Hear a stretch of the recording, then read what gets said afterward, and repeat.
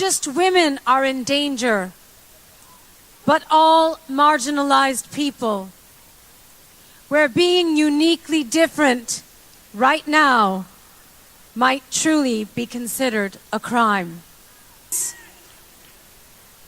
It seems as though we had all slipped into a false sense of comfort, that justice would prevail and that good would win in the end. Well, good did not win this election, but good will win in the end. So what today means is that we are far from the end. Today marks the beginning of our story. The revolution starts here.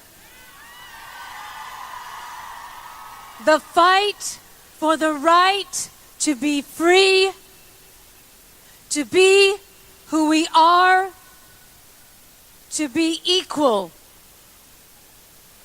Let's march together through this darkness, and with each step, know that we are not afraid.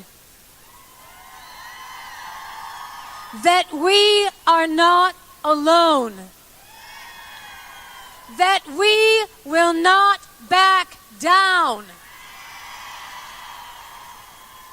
That there is power in our unity, and that no opposing force stands a chance in the face of true solidarity. And to our detractors that insist that this march will never add up to anything, Boston Red here with Friday Java, a weekly magazine of political theory, polling, and commentary. It is part of the history called people that make up this fascinating journey. We are part of the Obama network. For that, we make no apologies. What we pledge to do is give you the facts on a bridge to history. What body politics is, the most up-to-date theories of political science and psephology. Stay tuned for this incredible ride. Boston Red, peace out. WBRN Radio presents Friday Jobber on the 13th of July 2018 as we beam across the Boston Red network. Incidentally, we got word that will soon appear at Spotify. That's one more network adding there. Incidentally, you can find us on the iHeartRadio app. There's over 800 stations that iHeart has. And on Snitcher, their mobile app, very popular app. You can find us there, and various other apps in between. The Android app at Google Play, we should be there. I'll have to go and check and make certain that we are there, while Android is still partially an open source product. Nonetheless, we'll look at DJ Trump's mission, as we'll call it, to England. And he even had an England shirt, of course, after England got eliminated from the World Cup. And his reception in London, as baby Trump flying the skies of Parliament. You see it on some places on our marquee that has a number of them there. Baby Trump flies along. The people of London were out in great numbers. Hundreds of thousands are protesting his visit to the United Kingdom. At the same time, old DJ has stayed out in the woods, primarily. Today he'll go to Chequers, that's the official residence of the Prime Minister, as long as she can, as they say, as long as she can maintain her presence there. He'll visit he visited the Queen, and he'll go to the Queen's official residence, and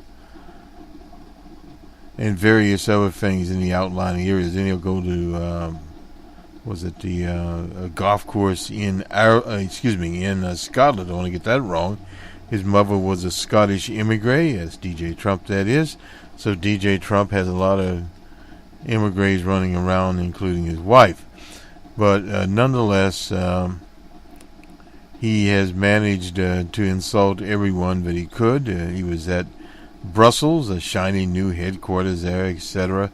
Insulted the Europeans, said that they were basically welchers, freeloaders, sponges, what do you want to call it, hadn't paid their dues to NATO. It's cupped at 2% of their GDP. And while he was insulting them, along the way on his proverbial Twitter announced that many people like DJ Trump have a lot of Twitter accounts that are fake. At one time, and we don't know if in the case of how many DJ Trumps were fake, but in the early days of Twitter, people were selling so-called fake accounts, and a lot of people were buying. Say, for instance, you've got 1,000 followers. I forget what. You see a little bit of that today, not very much. And you were off to the races. 1,000 here, 1,000 there, and when you knew anything, you'd be at 5,000 and maybe at 10,000, and it sort of a critical mass forms. That's on Twitter. And Twitter is the best platform for followers, much easier to navigate than Facebook.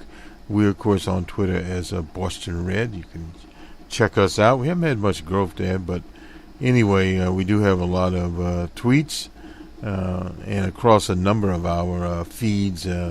Our technical feed is at Cranston Software. I think we put out like 31,000 tweets there. So quite a bit of traffic there, technical traffic and political traffic all along the line. Now we have the introductory stuff out of the way. Incidentally, tomorrow we'll have the week that was here on the Boston Red Network. And a numbers man, part of the Boston Red Network, at This Week in Economics, we'll have it. And an open source report, we've been a little behind an open source report. Thought we got one, would have one last week here, or this week, but our travel plans kind of got ahead of us. That does happen sometime. We'll start our report out here with the people at the University of Virginia. That's Larry Sabato's shop. And as we usually do, we pay respects to the life's work of Heber Heyer, who was murdered by a right-wing white nationalist there in Charlottesville, Virginia. And she's a living memorial to the work of progressive people, all across the American nation and the world. This article was written on the 12th of July. Rhodes Cook, he's a senior columnist there. And let's give the key points. Together, there are 31 states plus the District of Columbia with party registrations. In others, such as Virginia, voters register without reference to party. In 19 states and the district, there are more registered Democrats than Republicans. In 12 states, there are more registered Republicans than Democrats. In the aggregate, 40% of the voters in party registration states are Democrats, 29% are Republicans, and 29% are independents. Nationally, the Democrats have advantage in a party registration approaching state party registration approaching 12 million. But that in itself can be, this is a key takeaway. Pondering over, over party, probably pondering too, over party registration. This is not the best of times for the Democratic Party. No White House, no doubt about that. No Senate, no House of Representatives.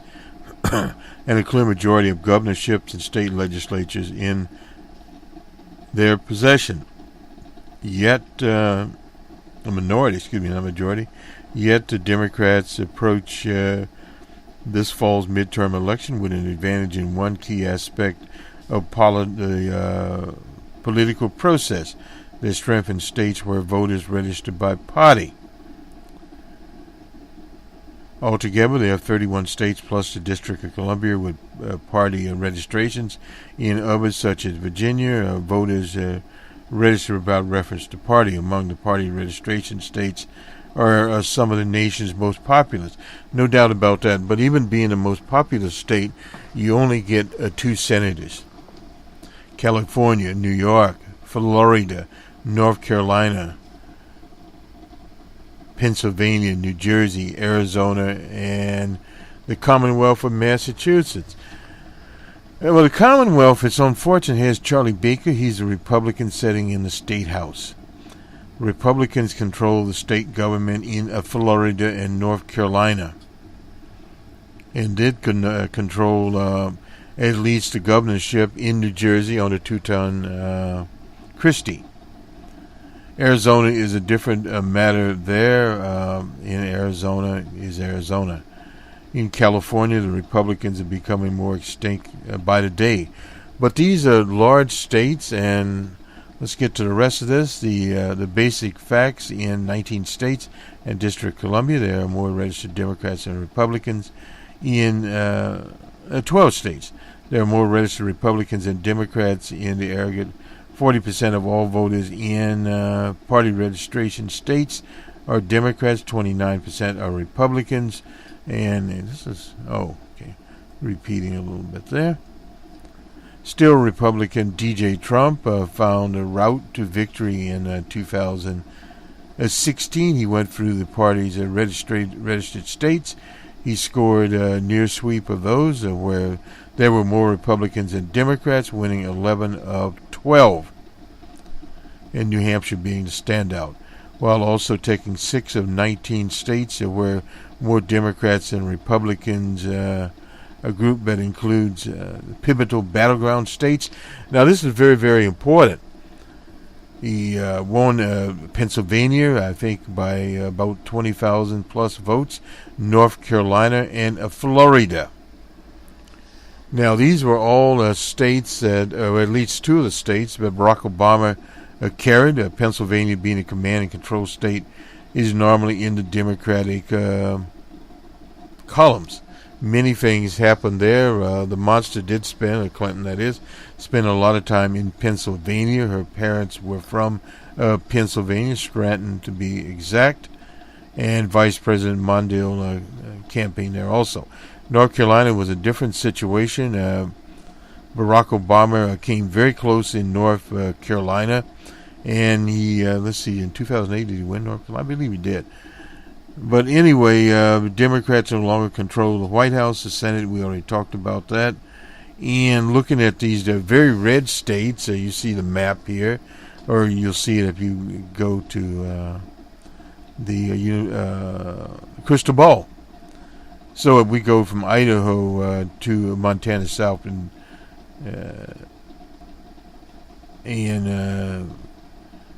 Nebraska, Utah, Arizona, and Oklahoma.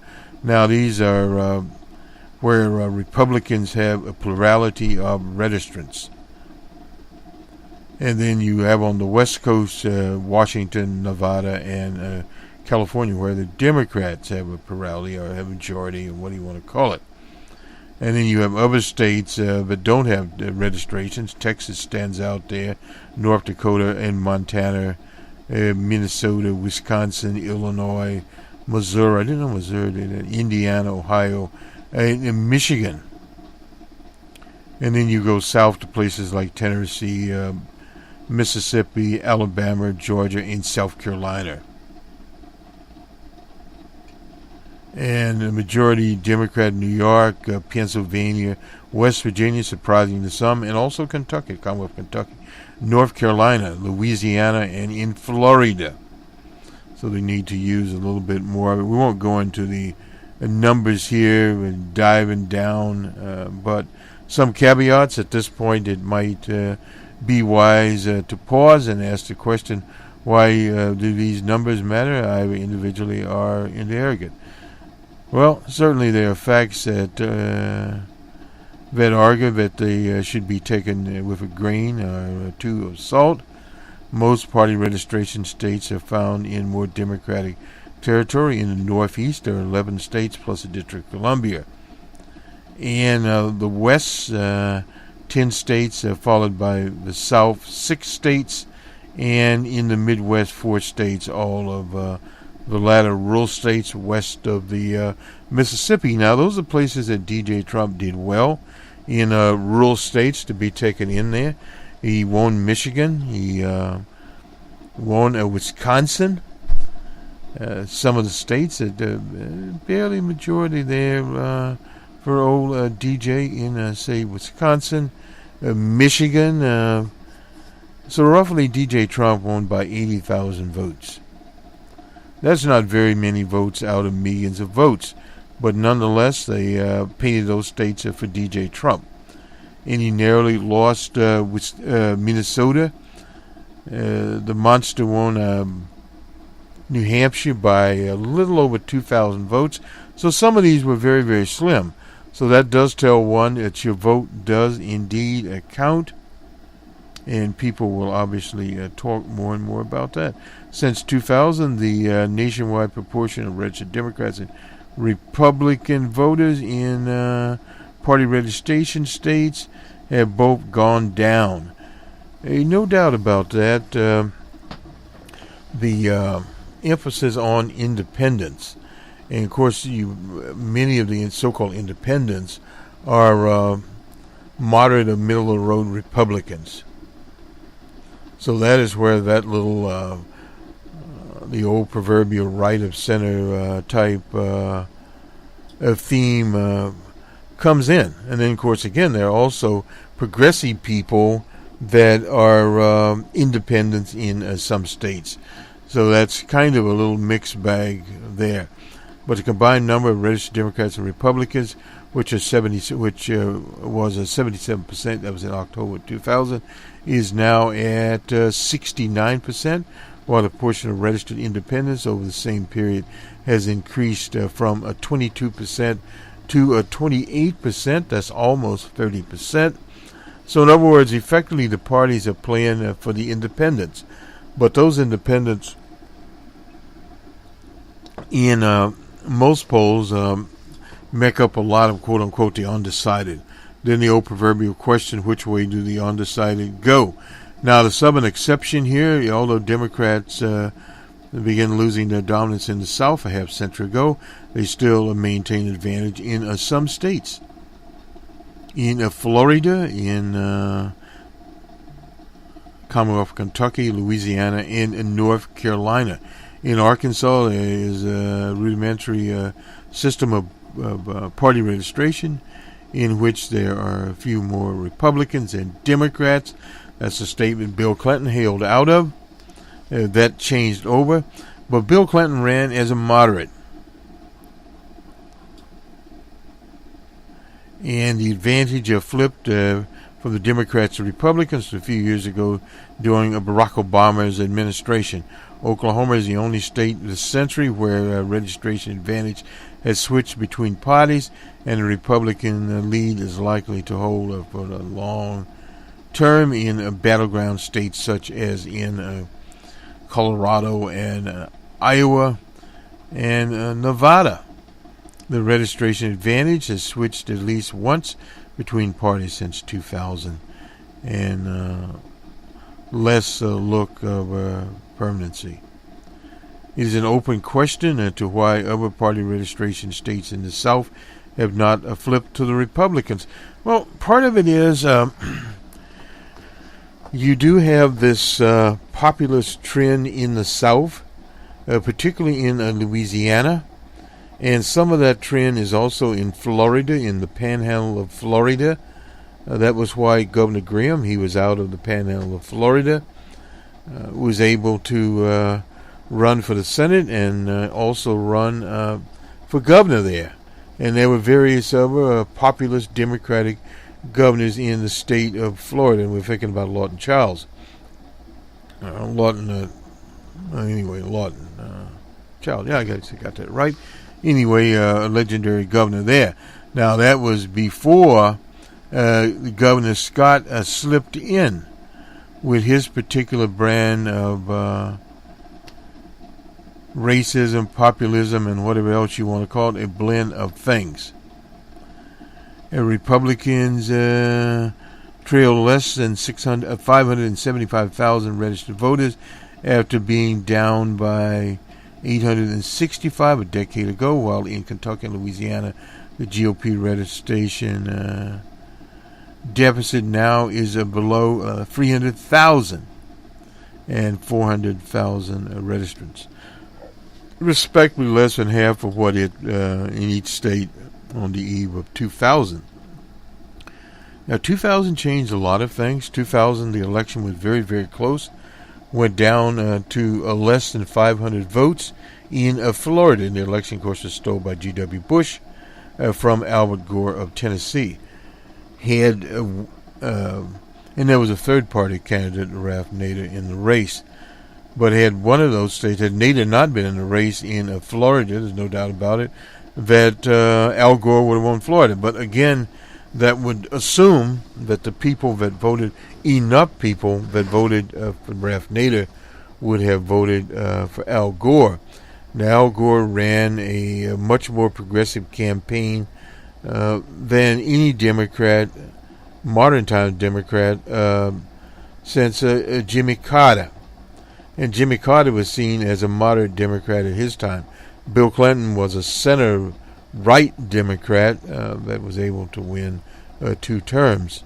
A little different situation there. Much of the problem that you have now, but Al Gore was his vice president. And Al Gore ran a respectable race. He went down to Mississippi. Donna Brazile was his final campaign manager, and they almost pulled that off. You don't get any closer than 500 votes. And the Republicans were able to go to the Supreme Court and steal the election. But part of the problem there was the Democrats were not organized after the voting. The AFL-CIO person had a pager. Remember, this was 18 years ago. And they couldn't get his pager number. He couldn't get organized, and so forth and so on. The Republicans got Howard Baker in there. Baker organized their legal teams. And at the same time, the Democrats were off a little slower in Florida. Bunch of arguments over protests and contests. 2 things in Florida very, very important. The Democrats chose the wrong way. They didn't listen to that. And I forget his name now. The local attorney.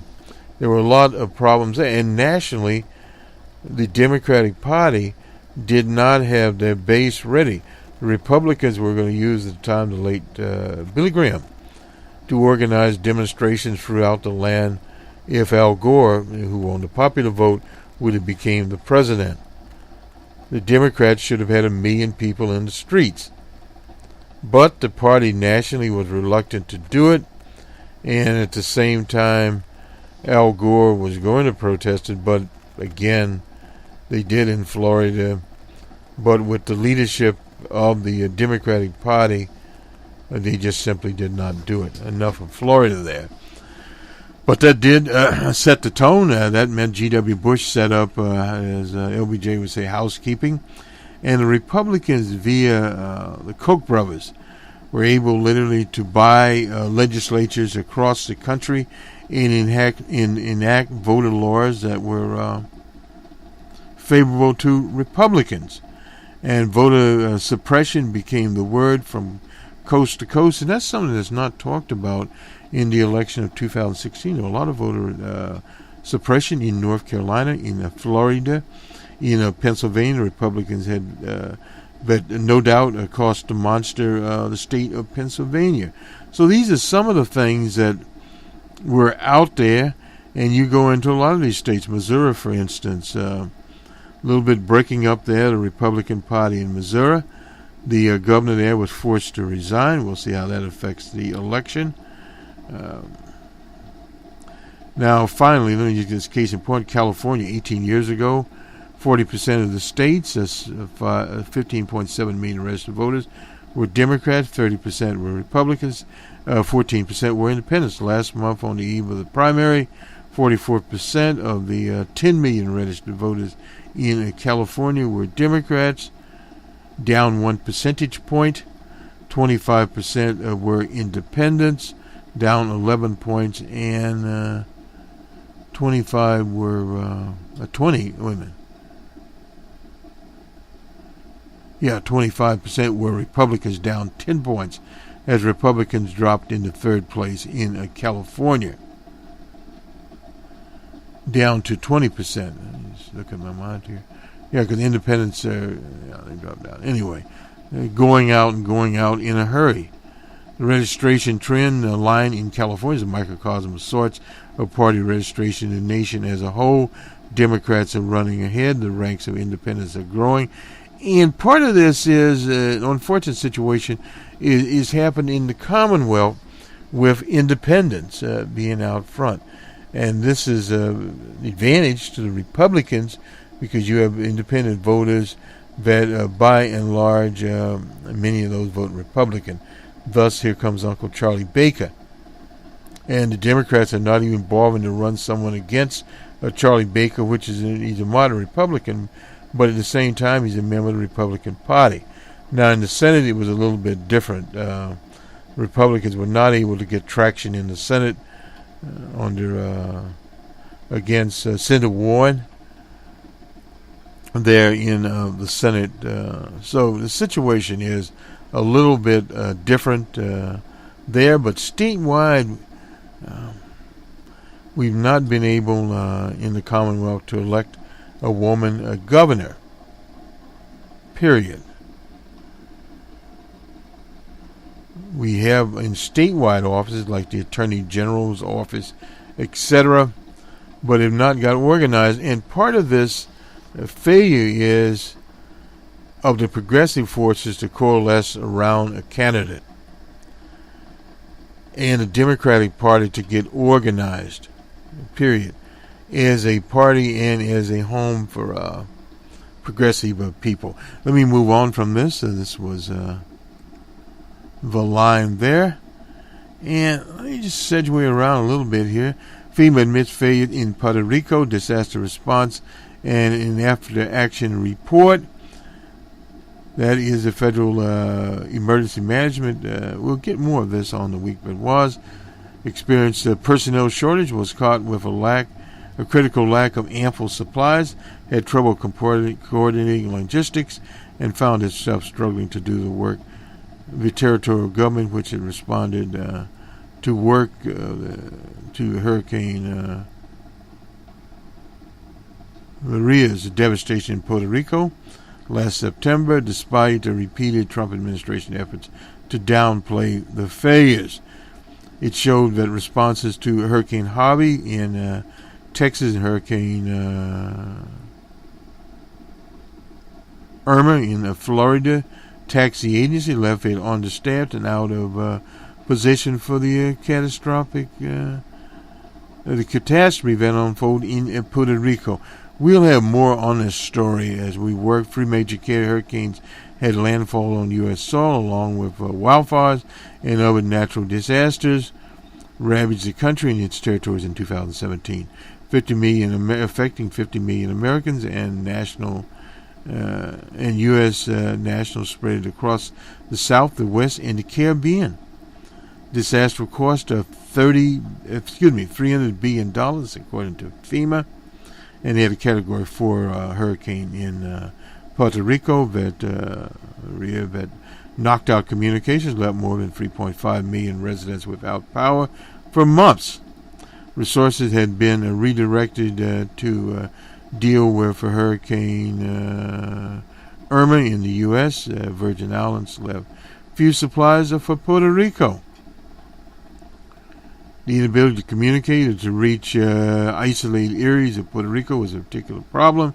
FEMA concluded that the first 72 hours after hurricane, they had little understanding of what happened across the island and couldn't assess road conditions or damage to water facilities, etc. I guess we're about to finish this up.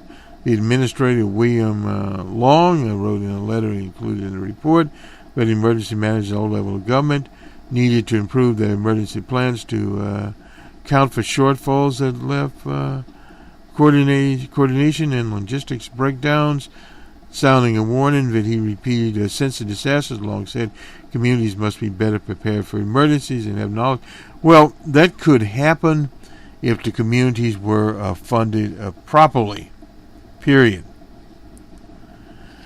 I think we touched a little bit on DJ Trump as he denounced the Prime Minister May, who is struggling literally to stay in office. That's in Britain, the United Kingdom. Then he came and contradicted himself and said he had a strong relationship with May. You never know. But the Trump blimp is flying above there. He also denounced the people of Britain while he was at denouncing people. And he talked to the Sun newspaper. Somewhere we have it. If we don't get it today, we'll get it tomorrow. And denouncing everyone. So he had a long slate of denunciations, praised the relationship, but after damning the Brexit plan. This is a May. Boris Johnson, who was the foreign minister, resigned, and a lot of other pro-Brexit people resigned. They had to put some Leave people in their place, and basically the Brexit that they campaigned on is no longer around, and the protesters were out in force, period. So that is the Brexit story, what we know of it. Let's segue a little bit away here and talk about the Mega Million jackpot. It has hit $340 million. And their advices from CNBC, keep it on the wraps. Mega Millions swell to that for later tonight. They should be thinking about how to protect their identity if they're lucky enough to win. And also should be thinking, you get this. The advice there are much larger than they were years ago. They automatically create more interest. This is from Jason Kirtland, a partner at one of the agency's writer law firm in Unitedale, New York. Social media lets news of the winners spread so rapidly it's impossible to control. Not as much as it used to. If the bigger prizes money like this, they do, but the others, while some states allow winners to easily remain anonymous, others do not. And in some states, as long as you plan ahead, you can create a trust to receive your winnings as a way to avoid your name being attached to the money. And of course, before you make any plans for claiming your prize, you should assemble a team of professionals experienced in helping lottery winners, including attorneys, no doubt, an accountant, and a financial advisor. And it goes on here to list some people. We won't go into that, but have won lotteries before. Here are some tips. Contain yourself. Your first urge would be to share the exciting news. However fewer people know, the better you're off. Obviously, it's impossible to keep it from the immediate family. You never know. So Mr. Kirkland is one of the people you did. Past winners have discovered the hardest way that the long lost friends and relatives that come out of the woodwork. No doubt about that. If you're unable to remain anonymous when you collect your winnings, shut down your social media accounts in advance. This is from Kirtland. The media will try to find as many pictures of a winner as possible. Social media is the first place they look. You also wanted to make sure that there's as little personal information out there, like a telephone number and address. While indeterminate, a snooper or a scammer could possibly track that information down, and you don't need to make it easy for them, no doubt about it.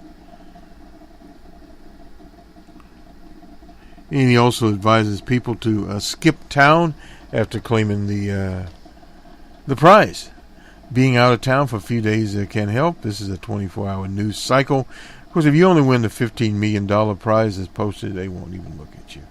Every state that lets you collect your winnings anonymously, a lot of your officials might be legally permitted to reveal the hometown. Well, if you live in a larger city, you don't have to worry about that. I'll move to one. Let me skip along here. 80% of the people invest or save their winnings. 33% donate to charity. 28% go on a trip, 26% buy a new home, only 8% buy a new car. So the odds are tremendous there. Taxes, the headline prize is only if you opt to take the winnings in 30 payments over 29 years. Choose to receive one lump sum. You get the discounted value amount in recent big tickets that reduces the price somewhere between 30 to 40%. On big ticket items, you can expect as the feds, you'll get the 37% rate. The federal government automatically withhold 25% of larger lottery prizes, 28% for winners who don't have a Social Security number or do not provide one, and 30% for foreigners. You'll owe the rest at tax time.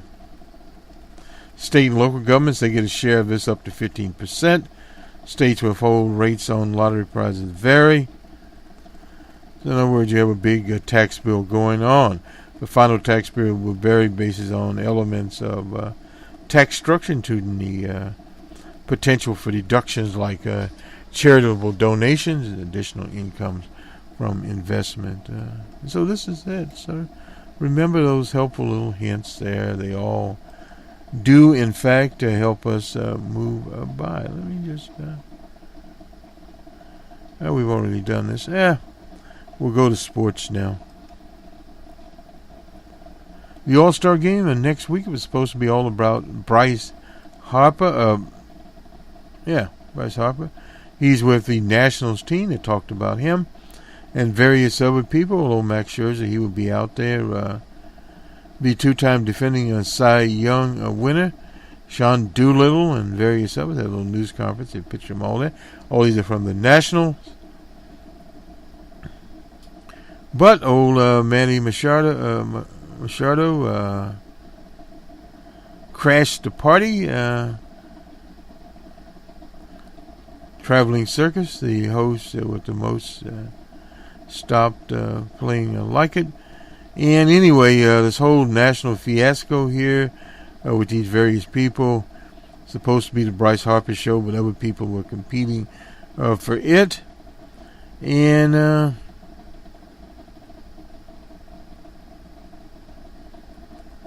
Bryce Harper kind of got left out of the news. The Nationals haven't been doing very well. Bryce Harper hasn't been doing very well this year. And everyone gets in slumps, so he's in a slump. It's a very hard-headed. He's a very hard-headed guy in terms of his approach. So anyway, that's something about Bryce Harper. He'll, just as they say, have to. And out the home run. We'll finally get it right. Derby brackets here. Old Bryce Harper is number 2. Jesus Aguilar is there. Reese Hopkins is number 8. Freddie Freeman. Alex Bergman, number 4. Number 3, Max Muncy of the Dodgers. We voted for him. Kyle Schwarber of the Cubs. And Javier Baez, also of the Cubs. He's number 6. It's very interesting looking at these players here. There is no African American in the mix, and the only one who could qualify as an African here is Jesus Aguilar. That's how baseball has changed in terms of people's represented. Let me go. Let me get the FIBA World Cup out. On Saturday, we'll have Belgium will play England, I guess, for the consolation prize. And on a Sunday, the final day of the World Cup, France and Croatia, New England, they will go at it at 11 a.m. Eastern Time. Anyway, to the baseball scores. Finally, the Athletics were in Houston. Actually beat Houston 5-4. The D-backs were in the Mile High City. Rockies 5-1 in that 6-1 in that contest. I don't have my glasses on now. I guess I get. Anyway, the Phillies and Orioles game we tuned into. The Orioles Lost the game to the Phillies 5-4. The Phillies had 14 hits, 2 errors, and the Orioles in Camden Yard, incidentally, 7-2. 7 hits and 2 errors there for the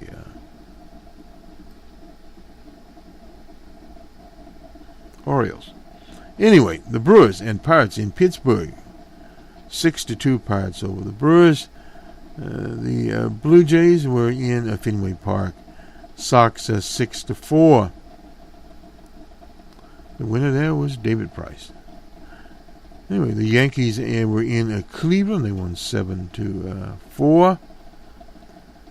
And the Nationals and Mets in New York, it was Nationals 5-4. The Rays and Twins in Minnesota, Twins 5-1. The Rays have not been playing very well. The Dodgers and Padres down in San Diego. Dodgers pulled that one out 3-2. And finally, the Mariners were in California also, and the Angels were on target. 11-2 was the score. Angels over the Mariners. Mariners have been playing pretty good up to this situation. Poor old Bucky Showalter there. What will the second half have? As we have the break here, we'll get something together and all about sports and talk about baseball's second half of the season. A lot of what happens in your second half depends upon your injuries in the first. And this year, a lot of people are on the disabled list. The Dodgers are decimated with players. A lot of players playing AAA ball have been called up and filled in. Pitchers, various other types, outfielders, infielders, you name it, have been called up across all of these teams. Why all the injuries? Well, we'll look at that. It's a very important situation. By that time, the World Cup will finish up on a Sunday. Finally, and we'll have a champion. Either it'll be France, who roughly 50% of the players are from various African nations, and Croatia. We'll see how that turns out. I haven't figured out who is a favorite there. On the Saturday morning show, we'll look into that a little bit better. As one will say, don't get a lot of news around here. And not a football follower, but we do the best we can. We'll see you on a Friday morning. Have a good weekend, everyone. We'll talk to you soon. Good day.